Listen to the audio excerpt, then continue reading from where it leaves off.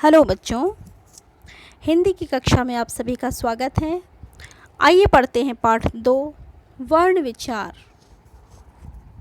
बच्चों, जब हम कुछ बोलते हैं तो हमारे मुख से कुछ ध्वनियाँ निकलती हैं। जैसे जब हमने घर शब्द का उच्चारण किया तो यहाँ पर घर, जो कि स्वर और व्यंजन के मेल से बना है, घर शब्द स्वर और व्यंजन के मेल से बनता है। और जब हम इस घर शब्द का उच्चारण करते हैं तो हम इनके छोटे छोटे टुकड़े करते हैं, जो कि ये ध्वनियाँ हमारे मुख से निकलती हैं। जैसे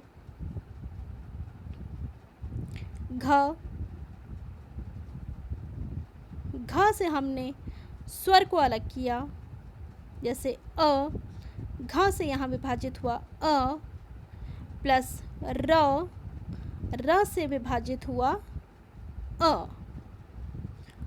जब हमने घ से अ को अलग किया, अ जो कि स्वर है, और जब हमने घ से अ को अलग किया तो हमने घ के नीचे एक विशेष प्रकार के चिन्ह का प्रयोग किया। इसे कहते हैं हम हलंत का चिन्ह। जब हम किसी भी व्यंजन से स्वर को अलग करके स्वर रहित व्यंजन लिखते हैं तो हम इस प्रकार के हलंत का चिन्ह का प्रयोग करते हैं।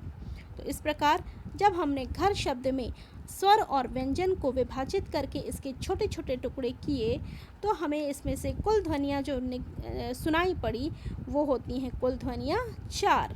जैसे घ प्लस अ प्लस र प्लस अ। दूसरा शब्द है बकरी। बकरी शब्द का उच्चारण करते समय जो स्वर और व्यंजन में विभाजन होता है वो इस प्रकार से है। जैसे ब विभाजित हुआ अ से, ब के नीचे हलंत का चिन्ह, क से अलग हुआ अ तो क के नीचे हलंत का चिन्ह,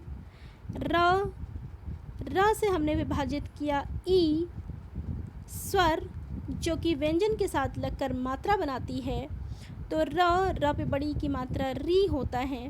तो इस प्रकार से हमने ब से अ, क से अ और र से ई को विभाजित किया, इनके टुकड़े किए, और कुल ध्वनियाँ जो हमारे मुख से निकलती हैं बकरी स्वर का उच्चारण करते समय वो होती हैं 6 ध्वनियाँ। अब पढ़ते हैं कमल शब्द। जब हमने कमल शब्द का उच्चारण किया तो हमने किन किन शब्दों को विभाजित किया। जैसे हमने क से हमने अलग किया अ स्वर को, म से हमने अलग किया अ को, फिर ल प्लस अ। तो इस प्रकार से कुल विभाजित हुए जो ध्वनियाँ हमारे मुख से निकली वो यहाँ पर 6 प्रकार की ध्वनि है। क प्लस अ प्लस म प्लस अ प्लस ल प्लस अ। तो इस प्रकार से बना वर्ण कमल। तो ये शब्द हुआ कमल। आपने देखा कि जब हमने उपर्युक्त शब्द बोले तो हमारे मुख से भिन्न भिन्न प्रकार की ध्वनियाँ निकली। ये सबसे छोटी ध्वनि होती हैं, भाषा की सबसे छोटी ध्वनि कहलाती है और इसके अधिक टुकड़े नहीं किए जा सकते। इस प्रकार से भाषा वह ध्वनि है जिसके टुकड़े नहीं किए जा सकते, वो वर्ण कहलाती है। तो भाषा वह ध्वनि जिसके टुकड़े नहीं किए जा सकते वो वर्ण कहलाती है। वर्णमाला वर्णों के व्यवस्थित समूह को वर्णमाला कहते हैं। जैसे हम पढ़ते हैं अ आ इ ई तथा क ख ग घ। तो ये वर्णमाला हैं और वर्णमाला के भेद 2 होते हैं। पहला स्वर तथा दूसरा व्यंजन। तो पहले स्वर के बारे में पढ़ते हैं। स्वर जिन वर्णों का उच्चारण बिना किसी वर्णों की सहायता से किया जा सकता है उन्हें स्वर कहते हैं। स्वर के उच्चारण के लिए हमें किसी और वर्ण की आवश्यकता नहीं होती है, अर्थात स्वरों का उच्चारण स्वतंत्र रूप से किया जाता है। हिंदी भाषा में 11 स्वर होते हैं, जैसे अ, आ, इ, ई, उ, ऊ, री, ए, ऐ, ओ, औ। तो ये कुल 11 स्वर हैं। अब पढ़ते हैं स्वर के भेद। स्वर के निम्नलिखित 3 भेद होते हैं, जैसे पहला होता है ह्रस्व स्वर, दूसरा है दीर्घ स्वर तथा तीसरा है प्लुत स्वर। ह्रस्व स्वर किसे कहते हैं? जिन स्वरों के उच्चारण में बहुत कम समय लगता है उन्हें हम ह्रस्व स्वर कहते हैं। इनकी संख्या 4 है। जैसे ह्रस्व स्वर कौन कौन से होते हैं? जैसे अ, इ, उ, री। इनको बोलने में हमें बहुत ही कम समय लगता है, तो ये ह्रस्व स्वर हैं। दूसरा है दीर्घ स्वर।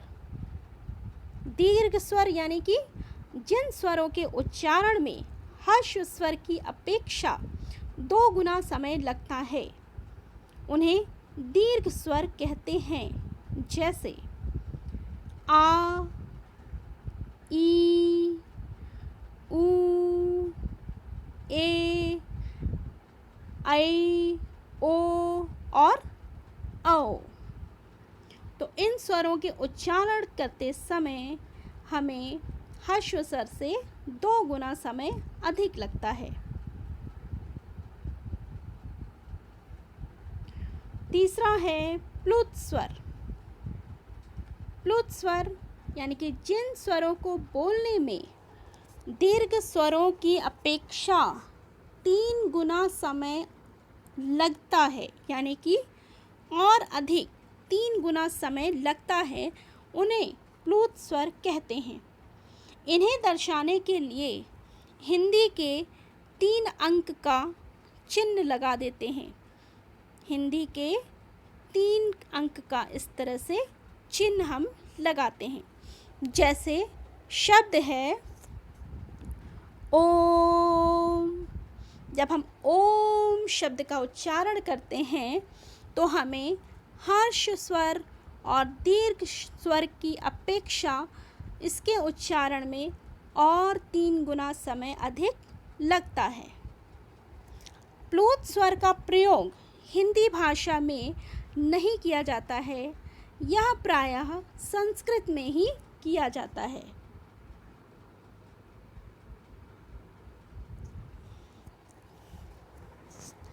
अब पढ़ते हैं स्वरों की मात्राएं। स्वरों की मात्राएं क्या होती हैं? अ स्वर की कोई मात्रा नहीं होती है। यह हमें पता है कि अ स्वर की कोई मात्रा नहीं होती है, लेकिन अन्य 11 स्वरों की मात्राएं होती हैं। स्वर वह रूप है जो व्यंजन के साथ जुड़ता है और मात्रा कहलाता है। जब यह स्वर जो है व्यंजन से जुड़ जाता है तो वह मात्रा कहलाता है।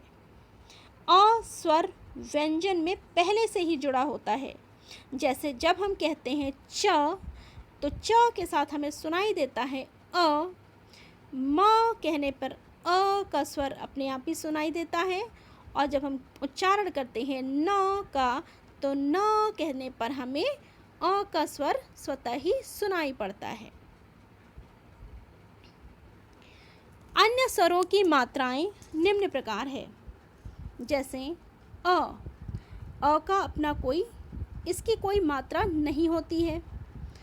आ की मात्रा, ई की मात्रा, बड़ी ई की मात्रा, ऊ की मात्रा, ऊ की मात्रा, री की मात्रा, ए की मात्रा, ए की, ओ की और औ की मात्राएं होती हैं, जो कि हम यहाँ देख सकते हैं। और इनसे बने शब्द, जब अ की कोई मात्रा नहीं होती है तो यह बिना मात्रा वाला शब्द बनता है, जैसे कल। लेकिन क पे जब हम आ की मात्रा लगाते हैं तो बन जाता है काल। क पे ई की मात्रा लग जाने पे बन जाता है किला। बड़ी ई बन जाने पे कील। क पे छोटा ऊ की मात्रा लगने पर बनता है कुल। बड़ा ऊ लगने पर इसका उच्चारण होता है कूप। री की मात्रा लगाकर बनता है कृषि। ए की मात्रा से बनता है केला। ऐ की मात्रा से बनता है कैसा। और ओ की मात्रा लगाने पे बनता है कोयल। और औ की मात्रा लगाने पर शब्द बनता है कौआ। अब हम पढ़ते हैं व्यंजन के विषय में। व्यंजन किसे कहते हैं? जिन वर्णों का उच्चारण स्वरों की सहायता से किया जाता है उन्हें व्यंजन कहते हैं। हिंदी भाषा में इनकी संख्या 33 है, यानी कि 33। तो आज के लिए बस इतना ही बच्चों। आगे हम पढ़ेंगे फिर अपनी अगली वीडियो में। तब तक के लिए धन्यवाद।